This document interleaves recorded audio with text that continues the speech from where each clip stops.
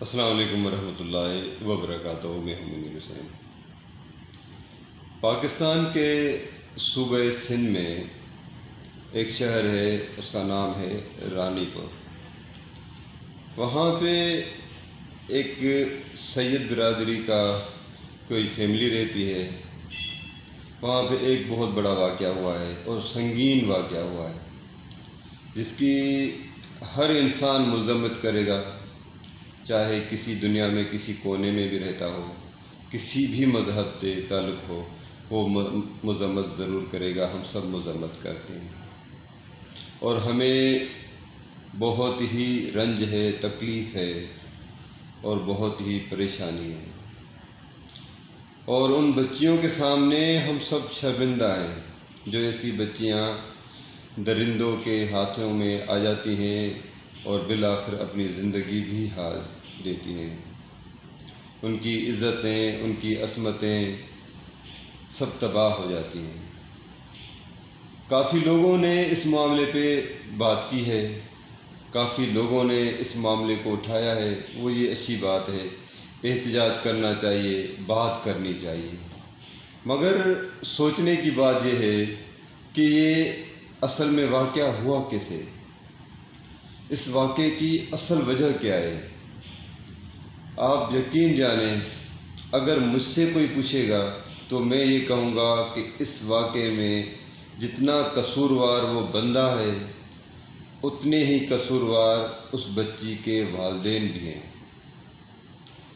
جب آپ اپنے بچیوں کو کسی غیر مرد کے حوالے کرو گے تو پھر اس کے بعد خیر کی امید آپ کیسے رکھتے ہیں؟ مجھے یہ بتائیں۔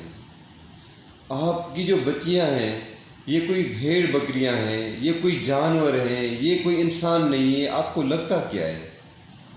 آپ سمجھتے ہیں یہ آپ کی ملکیت ہے، آپ نے پیدا کر دیا بچوں کو، پھر وہ آپ کی ملکیت ہے، آپ جو چاہیں ان کے ساتھ کریں، جس کے سامنے آپ چاہیں ان کے سامنے آپ ان کو پھینک دیں، ان کو سیل کر دیں، یا آپ کی اپنی اتنی وہ قربت ہے ان کے ساتھ؟ کون سے معجزے ہیں ان لوگوں کے پاس؟ ہے کیا ان لوگوں کے پاس؟ یہ بتائیں مجھے، جو آپ لوگ مرے جاتے ہیں، اپنی بھیڑ بکریاں بھی ان کے پاس پہنچاتے ہیں، اپنے پیسے بھی ان کو دیتے ہیں، زیورات تک ان کے جو ہے مزاروں میں پھینک دیتے ہیں۔ یہ کیا ہے؟ کب عقل آئے گی؟ کب سمجھ آئے گی؟ جب آپ کو اپنی بچیوں کی عزت کا خیال نہیں ہے تو کوئی اور بندہ کیوں کرے گا عزت کا خیال؟ آپ کو کیا لگتا ہے کہ آپ اپنی بچی کو کسی کے حوالے کر دیں گے، کسی کے گھر میں چھوڑ دیں گے، اس کی عزت محفوظ رہے گی؟ یہ ان والدین کا بہت بڑا قصور ہے اس میں، اور میرا تو ماننا یہ ہے کہ اس بندے کو، جس نے بھی یہ کی ہے، اس کو بہت بڑی سزا لگنی چاہیے، بہت بڑی سزا ہونی چاہیے، تاکہ دوسروں کو بھی سبق ملے۔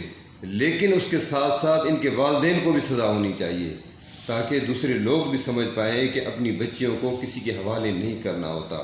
وہ بھیڑ بکریاں نہیں ہیں، نہ ہی وہ ان کی ملکیت ہے۔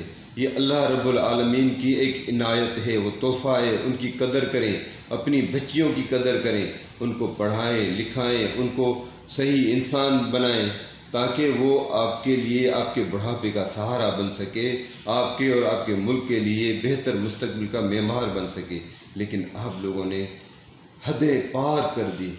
یہ بہت بڑا ظلم ہوا ہے، بہت بڑا ظلم، لیکن اس کے قصوروار سارے وہ لوگ ہیں جو بھی اس میں انوالو ہیں، ڈائریکٹلی انوالو ہیں یا انڈائریکٹلی انوالو ہیں، سب انوالو ہیں۔ کم سے کم اب تو شعور پیدا کریں، اب تو اپنی بچیوں کی حفاظت کریں، اب تو اپنی بچیوں کو پڑھائیں، اب تو اپنی بچیوں کو ان درندوں سے بچائیں۔ کب بچائیں گے؟ ان کا حساب دینا پڑے گا آپ کو، آپ سب کو حساب دینا پڑے گا۔ لیکن یہ ہے کہ آپ لوگوں کو احساس ہی نہیں۔